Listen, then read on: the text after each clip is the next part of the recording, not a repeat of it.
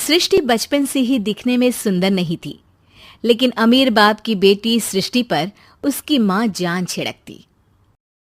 मेरी बेटी कितनी प्यारी है, भगवान सबको सृष्टि जैसी बेटी दे। सृष्टि धीरे धीरे बड़ी होती है। एक दिन सृष्टि की सहेली कहती है, तू दिखने में कितनी अजीब सी है, लेकिन मैं जानती हूँ हम सब में सबसे अच्छी शादी तो तेरी ही होगी। तेरे पापा अमीर जो हैं। और बता नहीं सकते यार, दहेज तो हर कोई देता है, ये क्या ज्यादा ले जाएगी अपने पति के लिए? अरे बड़े शहर में कोठी है इसके पापा की।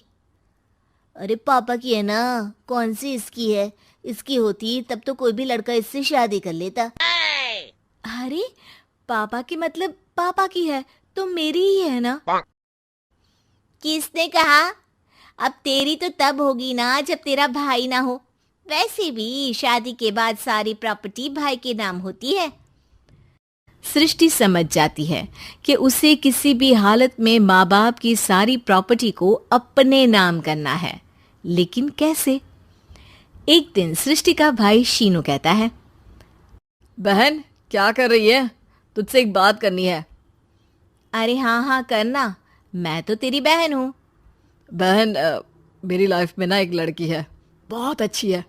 मैं सोच रहा हूँ माँ और पापा से बात करूँ शादी के लिए। सृष्टि को समझ में आ जाता है कि भाई की शादी होते ही भाभी उसे एक दिन भी घर में बर्दाश्त नहीं करेगी। क्या बात है भाई, बताना कौन है वो? यार वो बहुत अच्छी लड़की है, पढ़ी लिखी है, मेरे साथ जॉब भी करती है। बस एक प्रॉब्लम है। हाँ प्रॉब्लम? क्या प्रॉब्लम है भाई? यार वो शादीशुदा है, लेकिन उसके पति ने उसे सिर्फ इसलिए छोड़ दिया क्योंकि उसके माँ बाप दहेज नहीं दे पाए। सृष्टि ये सुनकर न जाने क्यों खुश हो जाती है। अरे भाई तो क्या हुआ, लड़की तुझे तो पसंद है ना? शीनू को लगता है कि बहन उसे समझ रही है। वो इस बात से अनजान होता है कि उसकी बहन की मंशा पूरा घर हड़पने की है। सृष्टि अपनी माँ से कहती है, मम्मी मुझे तो बहुत चिंता है। पता है शीनू क्या कर रहा है? अरे क्या कर रहा है? वो तो काम पर जाता है और वापस घर आता है। नहीं ना माँ, वो यही तो नहीं कर रहा, बाकी सब कर रहा है।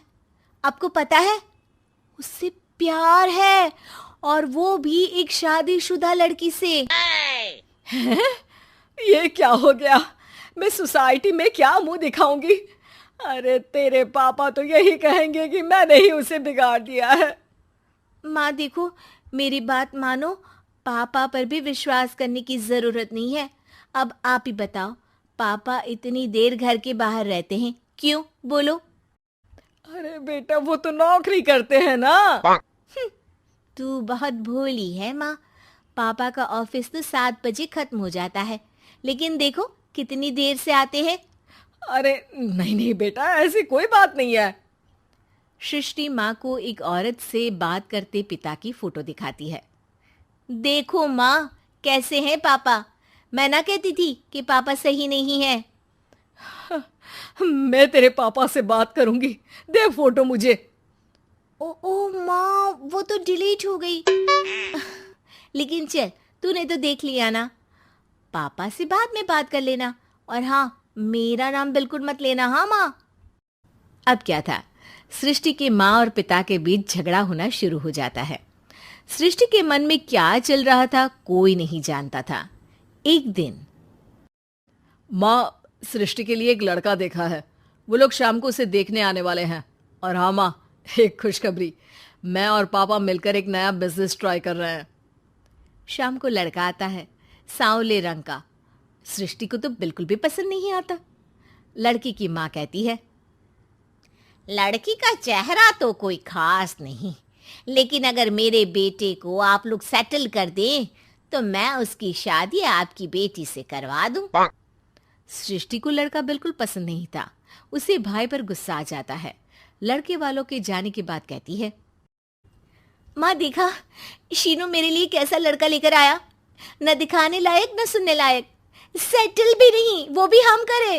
अरे माँ, मैं जानती हूँ ये मेरी शादी किसी भी घर में क्यों करवाना चाहता है। अरे कैसी बात कर रही है बहन, तूने तो देखा ना, लड़के को मैंने ही मना कर दिया तुझसे शादी के लिए।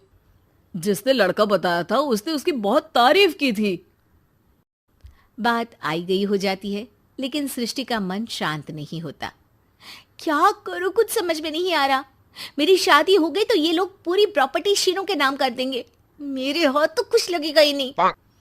तभी सृष्टि को आइडिया आता है। वो किसी वकील को फोन करती है। जी देखिए, अगर आपके मम्मी पापा का तलाक हो जाता है तो आपके पिता की आधी प्रॉपर्टी आपकी माँ के नाम हो जाएगी, फिर उसे वो किसी को भी दे सकती है।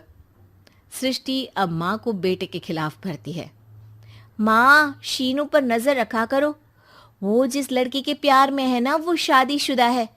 यहाँ आएगी, सारा पैसा, रुपया, जमीन, जायदाद सब हड़प लेगी। पापा का भी हाल तुमसे छुपा नहीं है। ऐसा ना हो कि मैं और आप एक दिन सड़क पर भीख मांगे। हे भगवान, मैं तो जीते जी मर जाऊंगी अगर ऐसा हो गया तो। ऐसा हो गया नहीं माँ, ऐसा ही होगा। अभी समय है, आगे का सोच लो। मैं तो कहती हूँ पापा से आधी प्रॉपर्टी लेकर अलग हो जाओ। पापा की आधी प्रॉपर्टी भी हम लोगों को अगर मिल जाती है ना तो अगले 7 जन्म सफल समझो। बेचारी माँ बेटी के कहने पर पति से तलाक लेकर अलग हो जाती है। सृष्टि अब पैसों से गाड़ी और अपने दूसरे महंगे शौक पूरे करने लगी। उसके दोस्त भी उसके पैसे इस्तेमाल करते। सृष्टि, कल तुम कहाँ थी? मैं सारा दिन घर पर अकेली थी। तो मैं क्या करूं? मैंने ठेका तो नहीं लिया है ना तुम्हें संभालने का। माँ को सृष्टि से ये उम्मीद नहीं थी। वो बैठकर रोने लगती है। वहीं उसका पति यानी कि सृष्टि के पिता आ जाते हैं। मैं जानता था कि तुम्हारा यही हाल होगा, तो आपने मुझे रोका क्यों नहीं? मैं रोकता तो तुम रुकती क्या? सृष्टि के कहने पर तुमने मुझ पर, अपने बेटे पर शक किया, लेकिन तुम ये भूल गई कि कैसे हम दोनों ने मिलकर जीवन में इतना सब खड़ा किया। माँ पति के गले लग जाती है। मुझे माफ कर दीजिए, मैंने आपकी कमाई का एक बड़ा हिस्सा गवा दिया। कोई बात नहीं, तुम साथ हो तो मैं ऐसी 7 प्रॉपर्टी खड़ी कर दूंगा। तभी वहां सृष्टि आ जाती है रोते हुए। माँ, मयंक ने मुझे छोड़ दिया। वो बोल रहा था जब तक मेरे पास पैसे थे तब तक ही वो मेरे साथ था।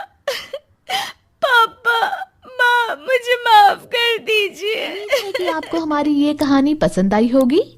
कृपया हमारे चैनल को सब्सक्राइब करें और सभी अपडेट्स के लिए बेल आइकन जरूर क्लिक करें। और हाँ, वीडियो लाइक और शेयर करना मत भूलिएगा। Bye bye.